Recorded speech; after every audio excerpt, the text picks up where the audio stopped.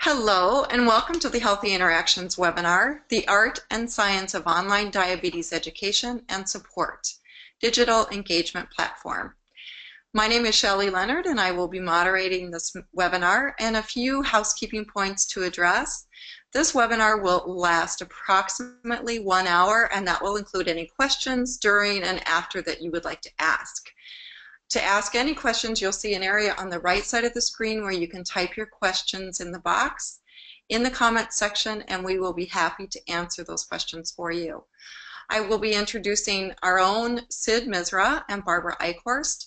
Sid is our Senior Lead of Digital Strategy and Development based in Vancouver and brings a lot to the tech table for us here at Healthy Interactions. Sid has earned his undergraduate in computer engineering and has a master's of business. Barbara Eichhorst is our VP of clinical and is widely known around the globe for educating the educators. She holds a master's in nutrition education and has been working on her doctorate in the field of clinical care. I now turn you over to Sid and Barbara, and please enjoy, and thanks again for joining us. Thank you, Shelley. I'm really excited to do this webinar with Sid because this is an extension of our program. As you know, our digital engagement platform now is not just complementing our conversation map sessions, but really enhancing the whole process of communicating with people with diabetes, as well as really providing in-between session interaction that is needed to improve clinical care outcomes. So I'm very happy to do this with Sid because Sid and I have been working on this for the last several years. And what's different about our webinar today is we will focus more on linking our methodology as you know it from a conversation map and our philosophy and approaches in engaging people with diabetes into meaningful conversations to our digital. So you can see how digital is really on the same level as our conversation map sessions. So our conversation points for today is we'll be talking more about effective skills and intervention to promote and support patient engagement. We're going to talk about the role of digital in providing diabetes education and how we provide the diabetes education online. And then Sid and I will provide you a little bit of an overview and some details about the actual digital program, which is called Digital Engagement Platform. And then we have several new additions to it, important addition, which includes the high trust, which is another level of security and a patient protection that we will be discussing. So as you know, conversation map tools have been around for a while now. It is the biggest diabetes education curriculum in the world with over 120 countries. It's a program and a methodology that is widely validated through over 50 publications. We have several in US, we have over 30,000 healthcare professionals trained on the conversation map tools throughout the world. It's double that. So the conversation map tools, as you know, it is widely known. Now with the digital, our goal is to really transfer the same engagement that happens in a map session, but online interaction. So our methodology and philosophy is still supporting the personal health engagement. And personal health engagement is developed by Healthy Interactions. And it's really all about getting people with diabetes involved in decision making. So centering it around that person. So it's not about what we know as diabetes educators, but allowing people with diabetes take ownership of a learning process so they can own the decisions, and then by owning those decisions for behavior change, the behavior change happens because it comes from their internal process, and it's their motivation and their willingness to do what they want to do.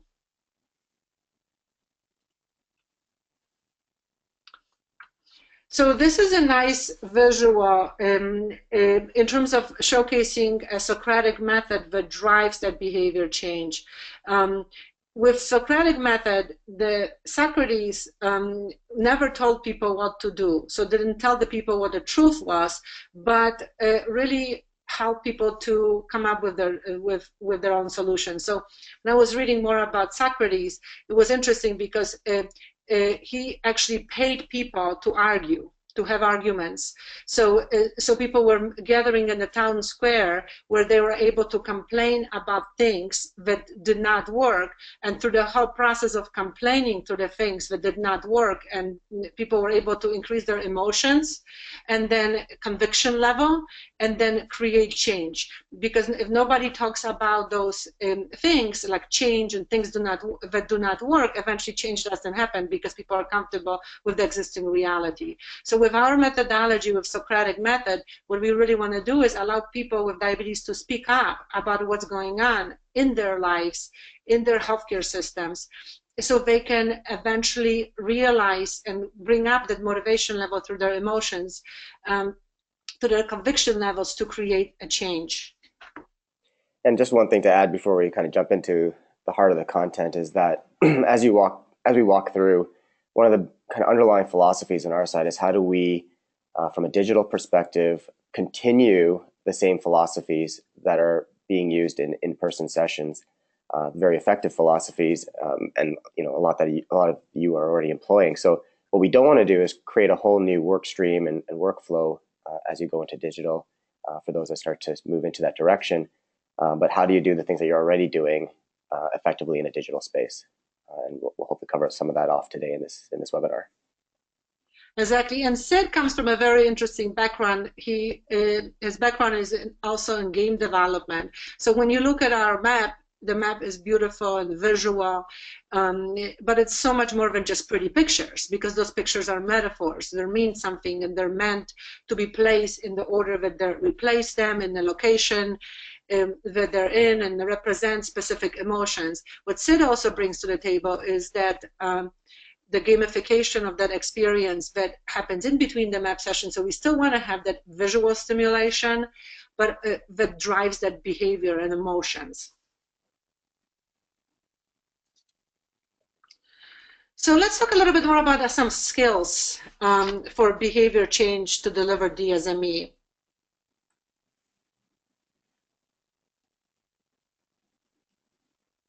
We have our first poll, and Shelley is going to introduce it, and we're also going to administer this poll. So the first question is, what is your current comfort level in empowering behavior change in people with diabetes? Number 1, not comfortable, ranging to number 5, very comfortable. If you take a moment and go ahead and fill it out, we'll wait here for a second to get the results.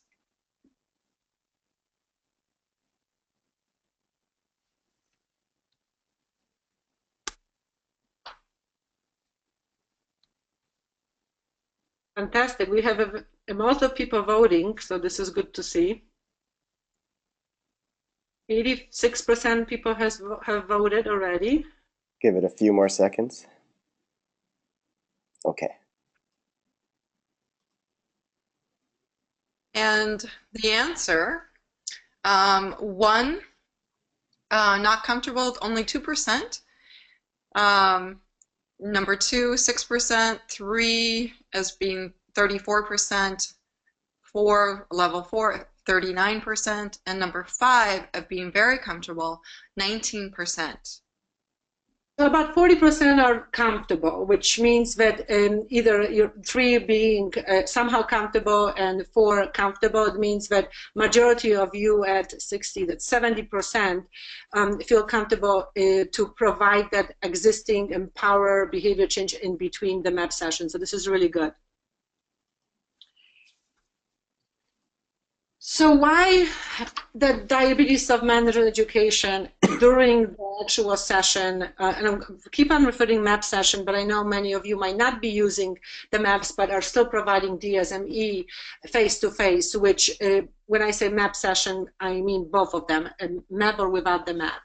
But when we are in between the education session for diabetes education, it matters because majority of the actual learning happens in between those sessions. So when we see people maybe 1 hour or 2 hours, we're only kind of activating their thinking process, but they're leaving the session, and that's where the actual learning happens, because adults learn through experience, through actually doing. So the teaching is happening on its own, and they're learning on their own. And the reason that learning is important in between the visits is because most of the problems or health problems are caused by those daily behaviors. So most of the clinical indications are indicators that are caused by more of a non-clinical issues.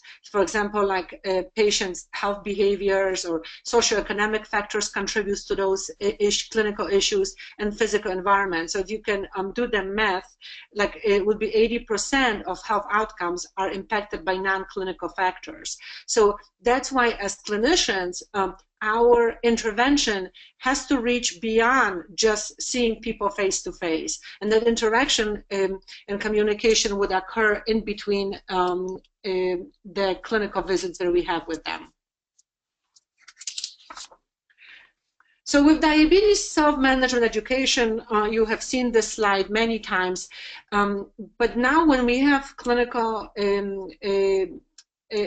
or DSME guidelines, we know that behavior change it's really a fundamental element of DSME. So what ultimately we don't just want to educate, but we really want that education and knowledge to transfer into change in habits and change in behaviors. So that change in habits and behaviors is what ultimately we want our patients to do, and then now it's part of the standards. So, but the way that we do it is through helping people to learn the skills that are needed, helping people to cope with those circumstances, and almost helping people to learn how to adjust to change. And then what we do know that adjustment and change and habit forming takes time, and it takes time anywhere from 2 to 8 months to change a habit. So, and the reason that it takes a long time is because it's almost a process of unlearning something that people have learned. And forming habits takes literally months to do. And then oftentimes with weight loss or any self-management behaviors, we get frustrated. I get frustrated when I don't see patients are not doing such an amazing job after a week or two. But then I stop and reflect and realize it took them months to get to that habit, and that habit feels very comfortable. They feel very comfortable in the state that they're in. So what I'm asking them to do is something that is very uncomfortable but almost painful, and I expect them to do it and like it. And so it's just a process of not just unlearning what they already know, but also starting to like something new that is not that comfortable, so that sticks with them. And these are some of these are 10 mistakes in behavior change that comes from the reference for this. We have the references on the bottom, but it comes from FOG.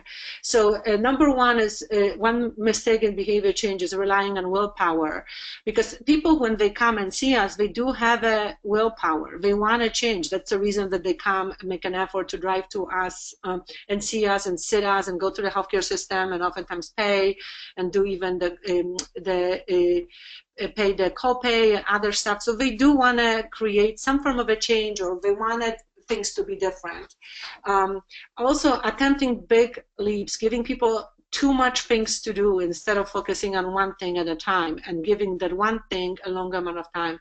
Ignoring environment and circumstances, trying to stop old behaviors. Sometimes it's really modifying the behaviors instead of stopping them. Let's say if somebody likes to go to McDonald's, instead of telling them don't go to McDonald's anymore, go to Chipotle, is let's think about you going to that McDonald's, but making a different decision. Instead of cheeseburger, have a hamburger, and a salad, or get some yogurt instead of fries. So getting people comfortable with the existing environment and modifying it instead of completely changing and putting them in an environment or circumstance that is new to them and they don't feel comfortable. Blaming failures on lack of motivation. People are very motivated. So the failures are often because when mistakes happen, people then stop instead of realizing, you know what, it's a new day. I'm not going to try to correct my mistake from yesterday because I overate yesterday. Many people would stop their breakfast thinking, oh, I'm stopping my breakfast because I ate too much calories yesterday. The key is still eat the breakfast, start from the beginning so you're not setting yourself up for a failure. Number 6 is underestimating the power of triggers. 7 is believing that information leads to action. We know, because we're all clinicians and all of you who in attendance have provided diabetes education, so you know that patients know about what to eat, how much to eat. People know things. People know about diabetes being dangerous and complications of diabetes. Those things scare them. So they're coming to us for a different reason, not for us to tell them the obvious, but for them to change their view on those obvious things. And focusing on abstract goals and big goals instead of what are you going to do differently for the next 3 days, and also seeking to change behavior forever. Behavior change is ever changing. So people try to change something, they might not like it, and it's okay to try something different instead of automatically thinking I have failed, it doesn't work. And as soon as people start calling themselves a failure, oh, I'm not very good with this weight loss. I have tried so many times, it didn't work. I have tried, but now I am already classified as a failure. As soon as they're going to feel that it's okay to, not be able to do those things and not try those and retry, but retrying is not a sign of or failure is not a sign of failure, but failure is just a sign of it doesn't work. We're going to go to different strategy to have a more positive outcomes. And assuming that behavior change is difficult. It's not difficult as long as it's being consistent and we don't stop it. So how do adults learn? So when you think about a conversation map session, it's built on a methodology to really support different educational theories, or a lot of the educational theories are evident in a map experience. So it's to really support those adult learning principles, like the learning has to be self-directed by people who are participating in the learning. They're in charge of the learning process. They use their own experience. So they only learn what they feel that they can apply. And then they want to talk about their past experience with doing something, because talking about their past allows them to realize what didn't work and maybe self-realize what their attitude was towards those specific issues. And also, they wanted to apply their existing knowledge to new behaviors, and learners, such as participants in a group education, need to be part of a learning process. So they need to be kind of in charge of the process. So if we're talking about healthcare systems and then how difficult it is for them to maneuver and get an appointment to the diabetes education, we want to allow them to speak through this process, not to say, oh, we're not here to talk about the process of getting into your appointment. Because as soon as we shut them down, that they're realizing that we're not really in charge. We're in charge, and we tell them what to do, and people don't like that. And then a final thing about adult learners is they need to know why they're learning things that they're learning. So why is diabetes education makes a difference? I always tell my patients, with diabetes education, you can lower your A1C by 1 increment. So if you attend 10 hours within this specific year, it's going to work as good as one medication would. So I always give my patients the understanding what the ultimate outcome of this experience is going to be, so they would know what to expect. Because many times people come to the education sessions and they really don't see the value of it. It's like, well, I can go online and download that information. So for them to kind of see what the clinical care outcomes is going to be, or other outcomes, it will make a huge difference. So with the group development, it's a little bit different than one-on-one. We're all good with one-on-one, providing patient-centered intervention. That's why we're all healthcare professionals, nurses, dietitians, pharmacists, physicians. We come to this profession because we want to help people, and then we really care about people. So one-on-one, easy. Group education becomes a little bit more complex because we want to provide a patient-centered, individualized care. We want to tailor to that individual, but they're in a group setup. So everybody has a different agenda, everybody has a different perspective on things. One person wants to talk too much, the other one doesn't want to talk. So it's more of a skills from our end that we have to think about. And this is a really good motto. It's called Tuckman's group development motto. I love this motto because it really takes a group of people, anywhere from 3 to about 10 to 12, and what it needs to, this is evidence-based, of course, what it has been, it's a theory, so it has been studied, what it needs to take place in order for the group to perform well. And it needs to form. So that means that they need to say, my name is, and then I have diabetes, I'm taking 2 medications. It really is, you know, a challenge. And then they need to storm. It really is difficult to get those medications. It's so expensive. I really don't have time to come for those sessions. So they need to storm with their issues.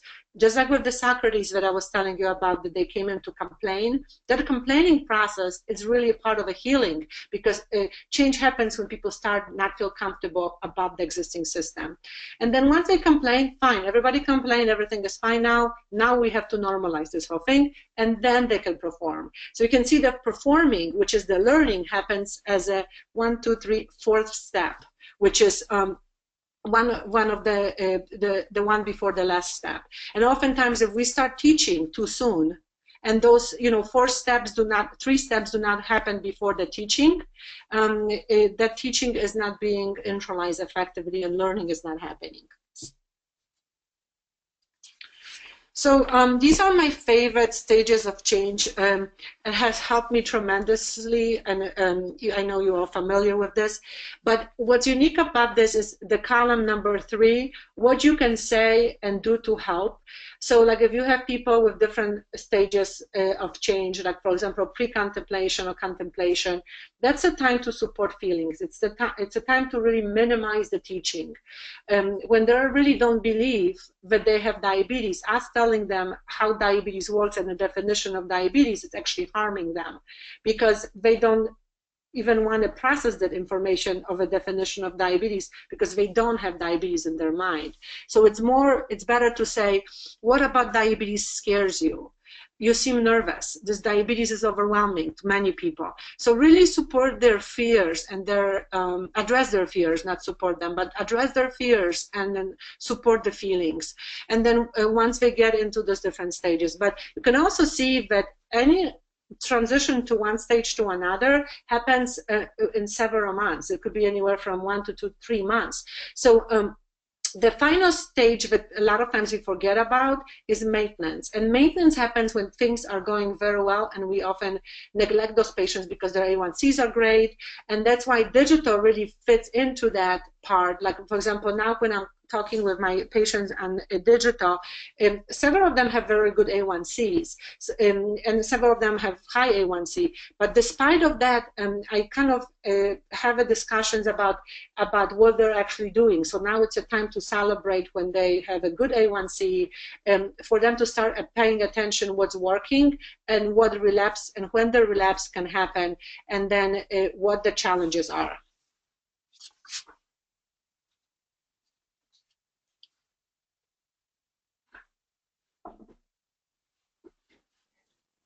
So Barbara brought up a lot of points around behavior change, and kind of embedded in those points becomes a lot of information or kind of points around why digital DSMES can be useful, can be effective.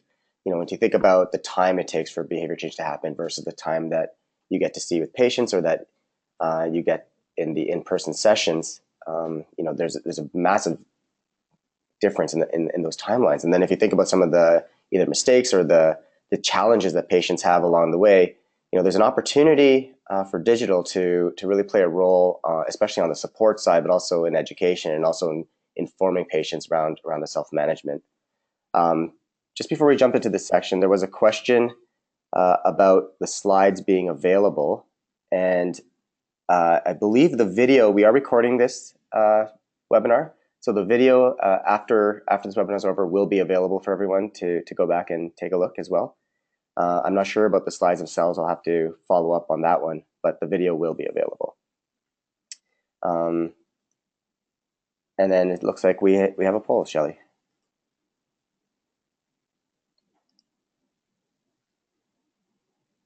So on a scale of 1 to 5, how, this is the first poll, Sid, for some reason. Or Sorry. Go ahead, Barbara. Go ahead, Shelley. Sorry. On a scale of 1 to 5, how important is digital DSMES to you? 1 and not being that important, to 5 being very important. So we'll take a couple of minutes here, and you can go through and answer the questions. And while we wait, I have a question for Sid. You know, I know we're talking about HI Trust during this, and we will be discussing it in more detail, but for a quick refresher, what is really the difference between HI Trust and HIPAA? Sure. So, so HI Trust or High Trust, so it's a health information.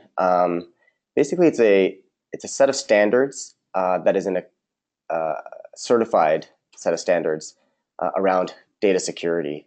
So HIPAA, many organizations will say they are HIPAA, and they are, but it is a self-assessed set of standards. So there's general rules that organizations are meant to follow.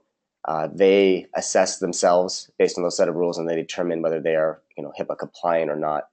High Trust takes it a step further. So there's all the guidelines that are related to HIPAA, other guidelines that are related to other different types of compliance, like PCI, which is part of the financial industry, or SOC 2. And there's basically a lot of data security guidelines that then are certified by an independent assessor. So they come in and they take a look at our documentation, they take a look at our policies, they take a look at our actual implementation of those policies, they assess them, and then they submit them as evidence to an organization called High Trust, who then also takes a look at that. So there's 2 assessments of our processes and policies and procedures.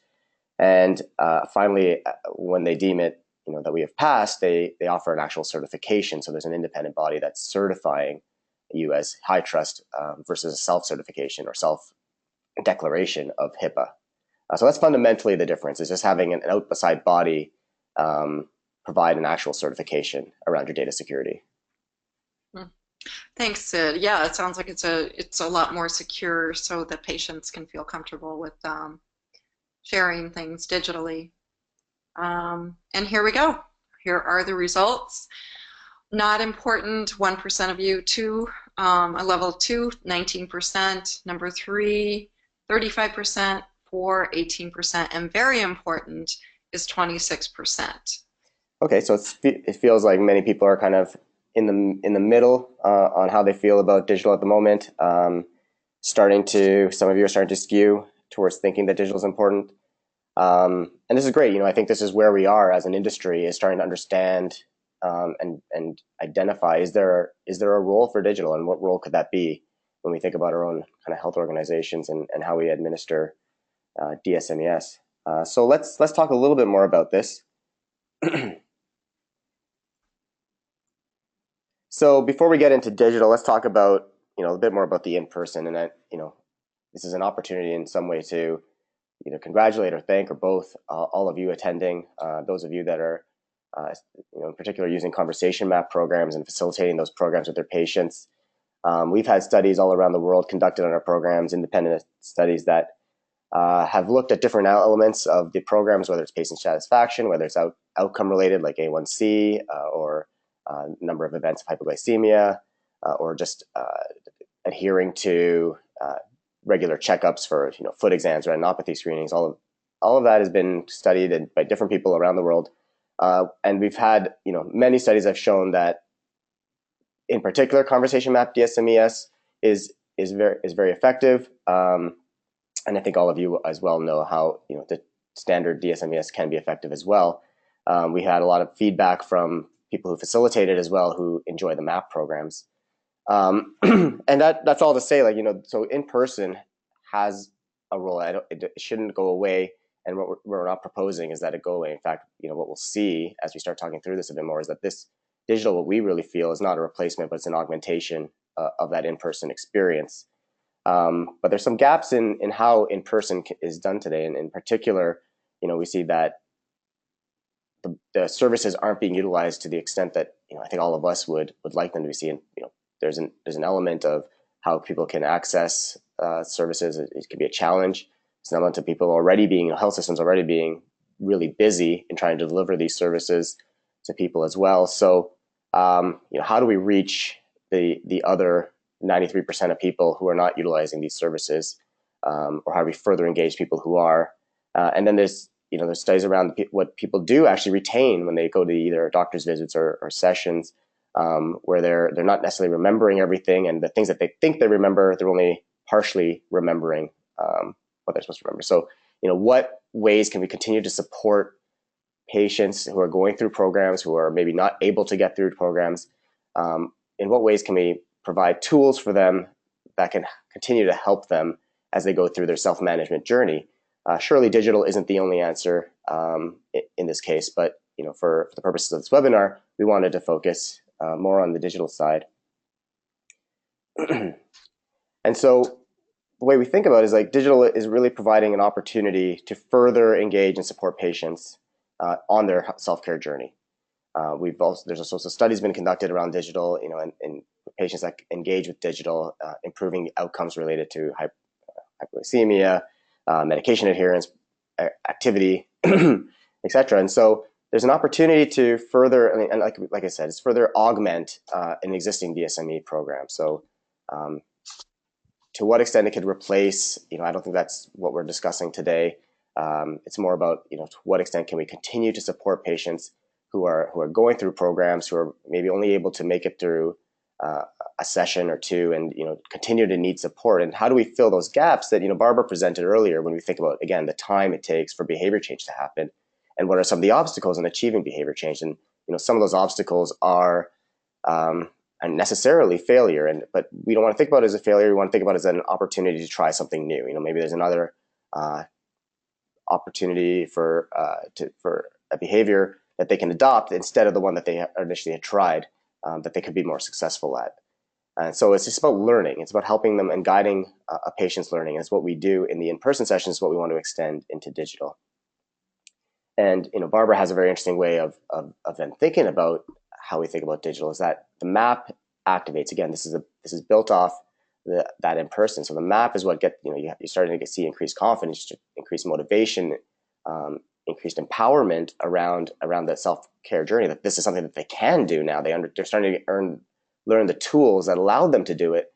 But then digital continues to engage. So beyond the map session, after that, once they go home, don't allow them to forget about the things that they've learned. Continue to provide the tools that let them feel empowered, the data, access to their information, the ability to track how they're doing, set goals for themselves, learn from those goals, and then also receive support when they are both successful or unsuccessful in those goals. And what does that mean in terms of new strategies? Pass it back to Barbara. Thanks, Sid. So, and how do we provide the digital diabetes education in terms of a clinical intervention as it is? So we have another poll. Shelley, if we can launch it. Sure. Do you currently provide any form of digital DSMES? Never, rarely, often, or always? So while we are waiting for that, I do have a question that came in. And what is the recommended frequency of communicating with patients in between sessions? Barbara or Sid, can you answer that while we wait for the results? It's a good question, and I'll be talking a little bit more about it at this session. But typically, the frequency of it really depends how often you're seeing your patients. But if you're seeing your patients face to face for group education, once a week. So it depends on the patient. Sometimes it could be anywhere from once a week to 2 to 3 up to 5 times a week. Daily communication is often not necessary because it might be overwhelming to people, but checking with them several times a week is usually a norm. And there is no such a thing as like, oh, this is your standard, because we are right now, all of us are forming the standard. So I'm going to, as I speak to you after this, give you a little bit more of my own experiences and what others are doing. But we're in the process of learning what the best practice is right now. Okay, thank you, Barbara. You're welcome, Shelley. So we'll get the results of the poll here in a second. Okay.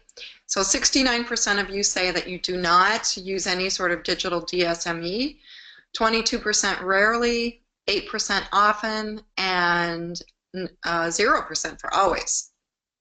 I am really happy to see 8% as often, because we have 80 people in attendance right now. So often I would love to hear from those of you who are using or providing digital or any online coaching right now or education, to write some comments or add to the presentation that we have, because I would love to know your own best practices. And for those of you who are rarely doing it, for the times that you have done it, please share with us what's working or not. And for those who are never providing it, tell us why you're not providing it.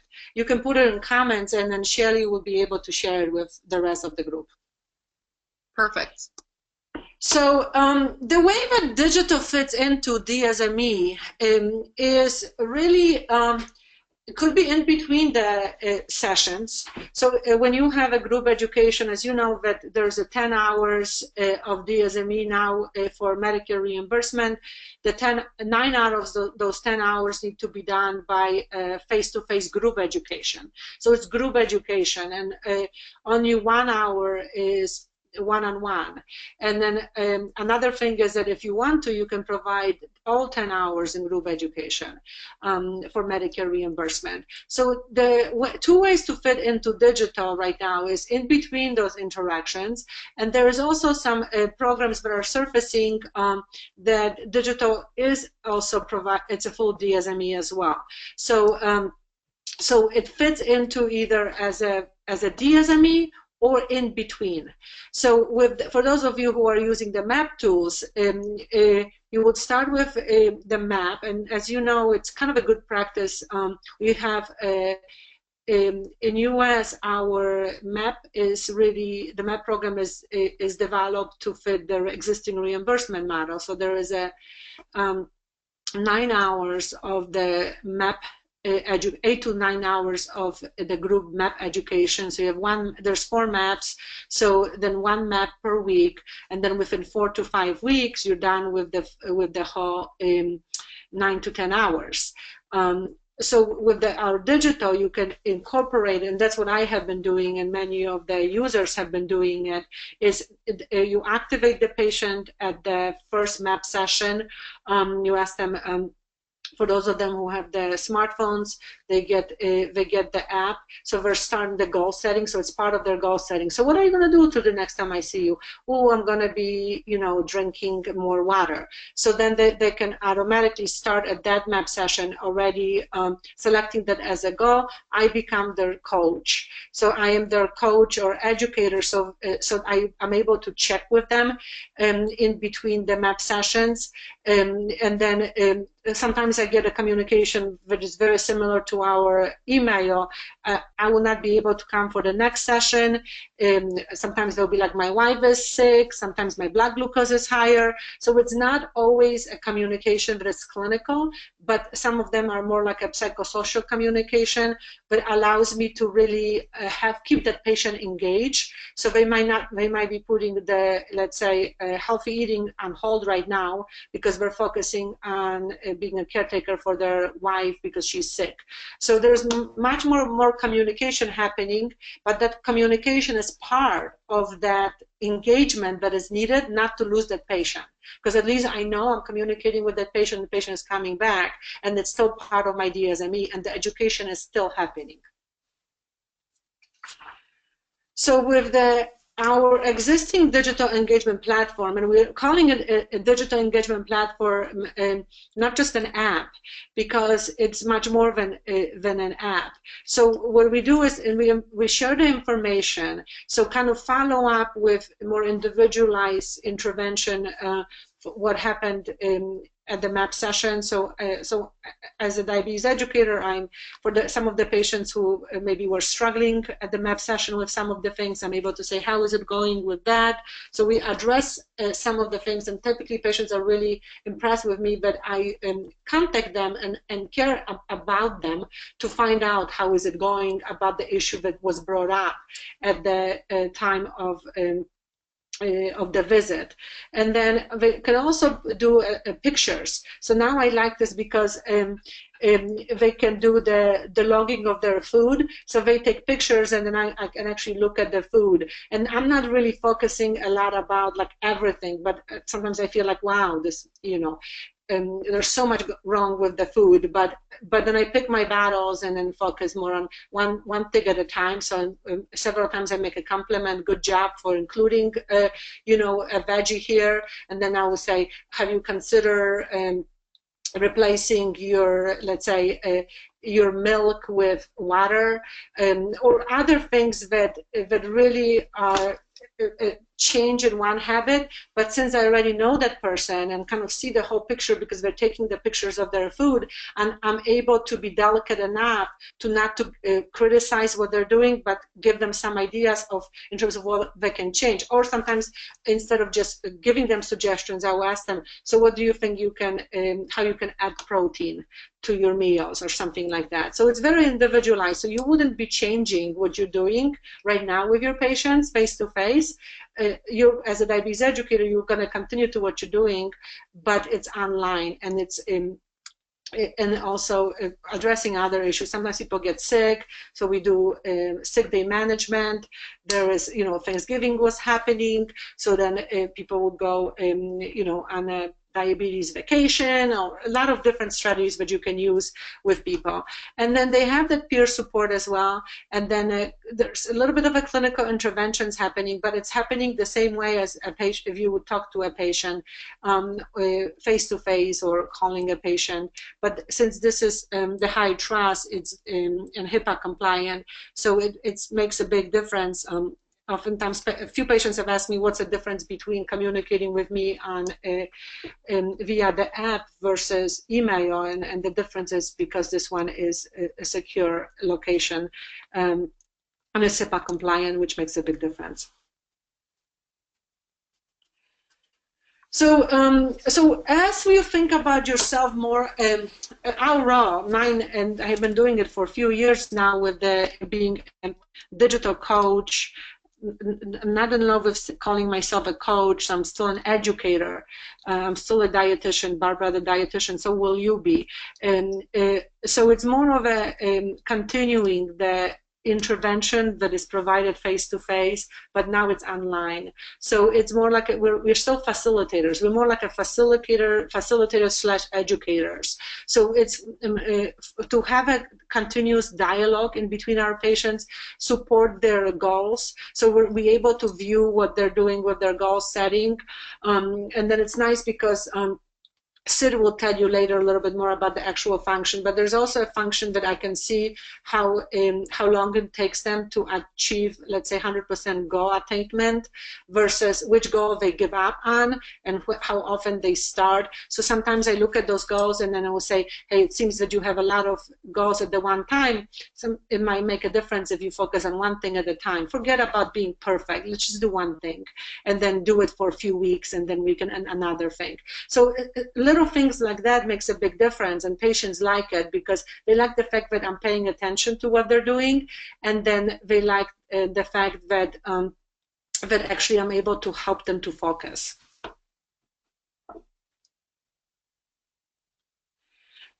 So this is more of our, we took on that, you know, our mission of the delivering personal health engagement and face-to-face, and we really are trying to drive the same mission and same methodology with our digital.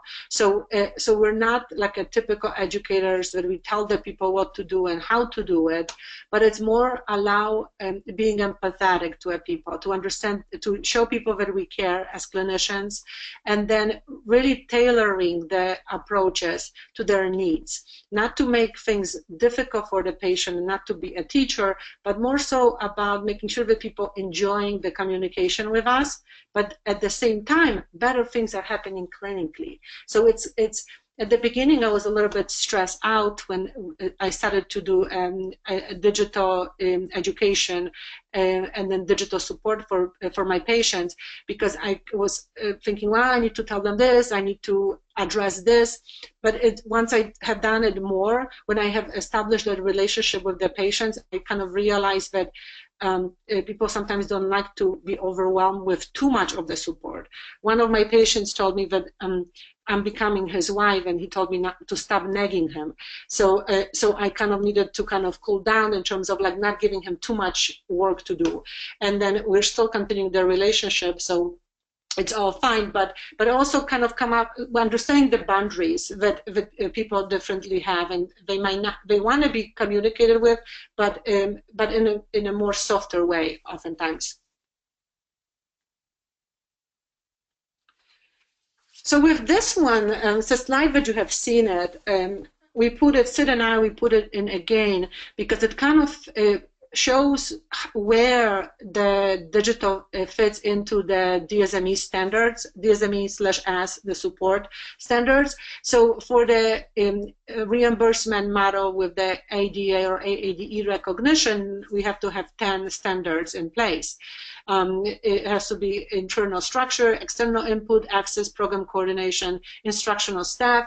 6 is curriculum. 7 is you want to tailor or individualize to the needs of the person with diabetes, ongoing support and patient progress. So with the digital, 6, 7, 8, or 9 can be very effectively addressed. And number 6 is important because what's unique about our app is that it mimics the map when it comes to content. So the content, which, as you know, the ADA for US, the content is a full DSME curriculum based on the 9 content areas from ADA that are necessary in order to be considered a full DSME curriculum.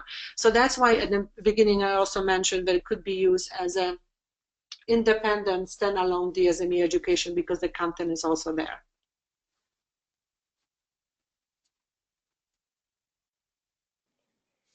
Okay, so as we approach the end here, I wanted to take some time to start providing an overview of our digital engagement platform so that people can kind of take a look. There are some questions that have come in that I will try to address as well as we go through some of the slides. I haven't addressed them yet because some of the questions I believe will be addressed in the slides, and then I'll take a look towards the end as well to make sure we cover them before we finish off. So before we jump into this section, we'll do another poll. Okay. How many of your patients are talking to you about smartphone apps? 25% or less, 26 to 50%, 51 to 75, or more than 75%? That's a really good question because there seems like there's so much going on with the digital world that it almost seems like we kind of need to move into that area. We'll take just a minute here and let you guys finish your polls. Barbara, is this a platform available for people with pre-diabetes as well as just diabetes? Yes, so people with pre-diabetes typically are part of regular diabetes sessions. So think about them the same way. And then this is, especially with goal setting and weight loss tracking and other behaviors that are instrumental for pre-diabetes, our digital platform is good for pre-diabetes as well. Great, thank you. Okay, let's see here. All right, so the results have come in, 25% or less, 65% of you. 26 to 50%, 25% of you said that they are. 51 to 75%, 10%. Okay, well, this is interesting to see what kind of communication and dialogue is going on out there. Yeah, and it's interesting also because we've asked these questions before. I think we've surveyed facilitators, or we've asked them in webinars, and over time you start to see those numbers starting to move down more. So you're starting to see more in the 26 to 50%, more in the 51 to 75%, and I think the trend is, and we're all seeing this, the trend is just moving more in that direction. And what's also been interesting is that I've read studies around the real barrier around app usage. It's not necessarily usage, it's the adoption. That I think we can kind of see people or know people in our lives, and we may be some of them who take a look at apps and we just we think about it, we just don't have time for that, or we just still want to try to learn that. But we've also seen that when people do overcome that initial barrier around adoption, they become as regular an app user as anyone else, as a millennial, as a anyone in a younger generation. So the question is really around how do we overcome kind of that barrier of adoption. And well, this model, this kind of overview, doesn't really paint enough of the picture here. This idea, if we go back to kind of how we were talking about digital as an extension and augmentation of the in-person, is one of the ways that we've started to see some success in overcoming that initial barrier. And we've seen it in a couple of ways. So one is the ability to talk about digital within a session, and not in a way that's trying to necessarily push digital on people, especially if they don't want digital, they're not comfortable with digital. But naturally, we're starting to hear questions around or comments around, there's so much information out there. How do I know what information is the stuff I should be looking at? Or there's, we've observed people who within a session who start talking with each other around, I've started to go for walks at the mall, and then someone they don't even know is they start to have a conversation. Now they've decided that they're going to do walks together at the mall, and you're creating these relationships and they're forming. And so what we've seen is that if someone ends up with the app, when you get to session 2, session 3, there's a motivation for other people now knowing that someone is involved with the app to get involved as well. The other part of it is that we're starting to better integrate what's happening in digital into the sessions themselves. So Barbara was talking a little bit about how patients can share meal photos. Well, one of the things we're starting to look at is this ability to kind of almost ask people to share those photos as it leaves, that initial map session, which is kind of the overview of what is diabetes, the overview of diabetes, and then go into session 2 or session 3, depending on which way you guys organize, where you're talking about nutrition. And you can use those photos as part of the discussion. Okay, we're going to pull out these 3 photos that someone shared with me, or different people shared with me throughout the week, and let's use that as part of the discussion around nutrition. And so really bringing information that's real life from people back into those sessions. Let's talk about some of the goals that people had. What are some of the challenges? Some of you decided that you're going to drink more water. Were you able to do that? Why or why not? So you can start to see digital as more of an augmentation piece, not just as you leave the sessions, but coming back into the sessions themselves. But as we think about digital, the platform, this picture that you see is kind of painting the picture. There's a patient side to it. There's a facilitator side to it, which is why we call it a platform. Something missing here is that while we currently have iOS and Android apps, we're actually in development of a web-based platform. So there was a question around accessibility in rural areas. While this may not completely solve it for people who just have really poor internet, even wired internet connections, being able to access not just through your phone, but also just on a computer should improve the ability to kind of provide that outreach to people who are tracking and or learning in rural areas. As well, what we've seen in the sessions themselves is that people will come to the sessions, they may be interested in downloading the app, but they forget their app store password. So there's, again, the barriers are not necessarily even in their desire, but in their just ability to remember what passwords, because they haven't really been using apps or downloading apps. So creating a web-based platform they can easily access from their phone and just create their account in that moment. And then if they want to download the app version, they can do that later as well. But at least it lets everybody kind of be a participant in the experience if they want to be. It's not just limited to people who are comfortable using apps. On the coaching part, we'll talk a little bit more detail about all of these. The other last thing to add to kind of this is that, it's been mentioned a few times already, but the security of data. We have cloud storage that is fully HIPAA compliant, but beyond that, we've added the kind of the high trust. We haven't updated the image yet because in the past 2 weeks now we've just added the high trust compliance and certification as well. So data is secure. We're following all the right guidelines and standards around data security as well. So I'm going to spend a little bit of time kind of diving into some of these different pieces. Before I do, actually, there was one other question about how it integrates into EMRs, which is a great question. So currently, the way we look at EMR, so the unfortunate thing is there isn't a one-size-fits-all when it comes to EMR integration. There is it's kind of done on a per health system basis. So it is something that we have done, and it is something that we are continuing to do, and we're looking at other providers to help us with this as well. But the short answer is that we can have this information integrated into the EHR. So if people are logging information, it can be sent into the EHR. Similarly, that information can be received from the EHR if there was something that was informational that the patient should see as well. We can pull that information as well. So that becomes a discussion that we can have with whoever is going to be responsible for implementing this kind of program within the system, and then also with the IT teams to make sure that we can get access to the EMR as well. So for sure, it is definitely a possibility. So let's just talk quickly about the patient experience. Kind of where we are today is again, extending the in-person. We talk about goals and being able to set some goals and being able to track them and just see how you're doing so they can facilitate a further discussion when you come back to those sessions. The ability to track your clinical measurements around your blood glucose, your weight, your blood pressure, and again, see the impact of that over time. A logging meals. So, we've seen and we've heard from patients the challenges of just calorie counting apps. So there's some people who can get into them, but they get into the short time because it becomes very cumbersome. And a lot of what they need to just know is just starting to get some feedback and some guidance around what are they eating kind of regularly and how can they maybe make modifications to what they eat regularly that makes it a healthier meal for them. And taking pictures is something that's very, that can be a lot easier for them to do. So instead of searching lists for all the different items that go into their meal, they can simply take a picture of their meal, share it, and start to get some feedback in that way. And then education, being able to provide education in different formats, so video formats, in text and image format.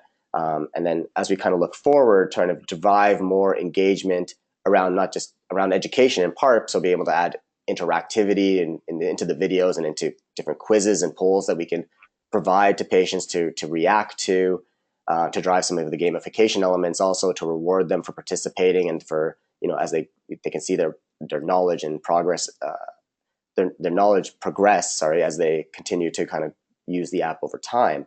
But then also adding some of that conversational piece. So there is that conversation with the facilitator currently, and we want to continue to expand that conversation to the group and to maybe a larger group in a forum or a activity feed manner as well. So there's continued engagement through a social element where people continue to ask questions, continue to get peer support. It will be a moderated forum where people from Healthy Interactions or actual healthcare providers within the health system can also take a look at it as well and make sure that advice being provided is correct and that conversations are happening in a meaningful way. You can even trigger conversations. You can promote content and ask people to take a look at this content. People can drive a conversation around that content itself as well.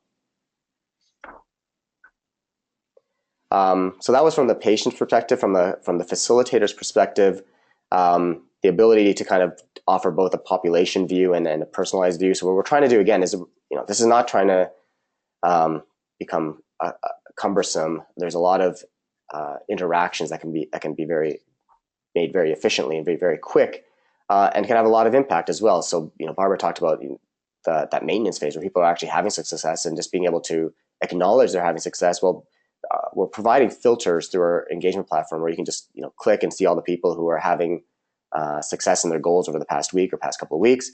Tap a button, send a message to all of them, and congratulations, keep it up. If you have any questions, you can ask me. And then depending on how many people you have signed up, 20, 40, 50, you can all of a sudden have all of those people receive a message within 10 seconds. Similarly, if you see someone struggling with, say, their activity, so you take a filter for all the people who are struggling with activity. You can select them all, send them a video related to how do you make time for activity. and then similarly ask the question, let me know if you need any other information, and then again you've provided information and support to tens, 20s, whatever that population looks like.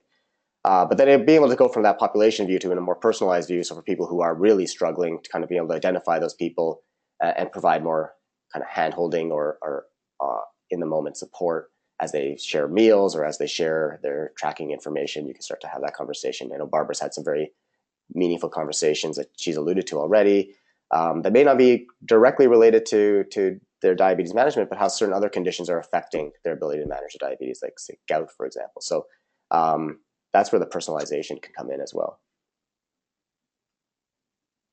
So we're getting close to the end here.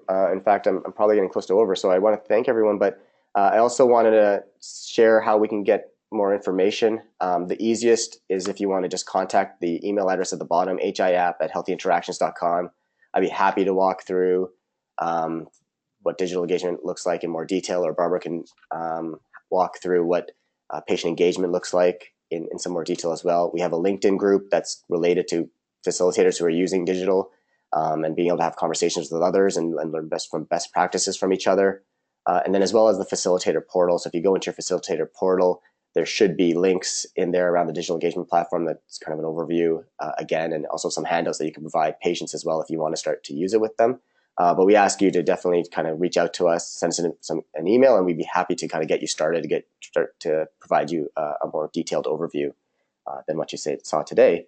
And with that in mind, we come to our last poll of the day. Yes. So we'd love to hear what you guys would like in the next webinar. Would you like a detailed walkthrough of the digital engagement platform, integrating digital into your existing DSME program, engaging patients and promoting behavior change in digital, or adding an integrated in-personal and digital DSME program? Or if you don't see what you'd like to see in the next webinar, go ahead and type that in, and we will definitely take that into consideration for the next webinar.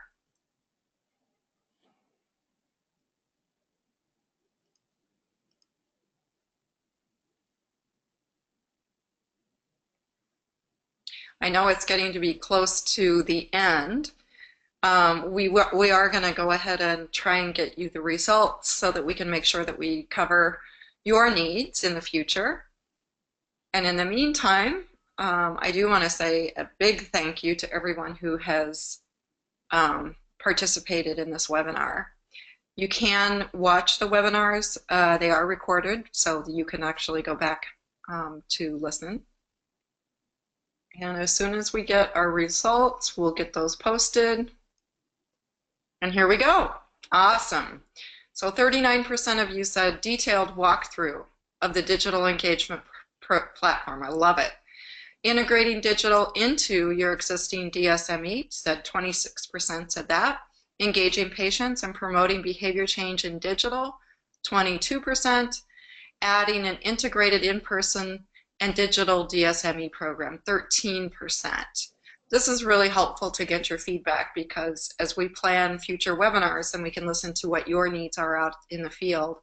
Did we have any questions or any suggestions that came in, Sid or Barbara, that you know of? No.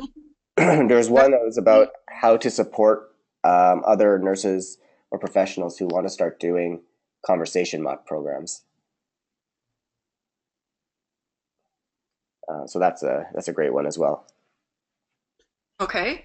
Barbara, would you like to address that real quick before we tune out? The problem was that I was focusing on finalizing, and I didn't hear the question, Sid. I'm sorry. No, what was the question? It was actually a suggestion for a future webinar. So it's how the suggestion was how to support any other nurses or professionals who want to start using conversation map programs. So how to get started with conversation map programs, I assume at their health systems. So for sure. And all of those comments as well. I just want to be respectful to your time. Yes. We 4 minutes past an hour. So I want to thank everybody for attending and then for being a pioneer in this diabetes education. It takes about 17 years to take an idea and make it a clinical practice guideline. So we're moving very fast with DSME, we're moving very fast with digital, and you're part of the solution. So thank you for joining us and for being part of our network. And if you have any additional questions, communicate with us by email or by LinkedIn group or any way you would like. We will get back to you. And Sid and Shelley, thanks for being with us today. We really appreciate it. Thank you, everybody. Have a great day. Thank you. This concludes our webinar. Bye-bye.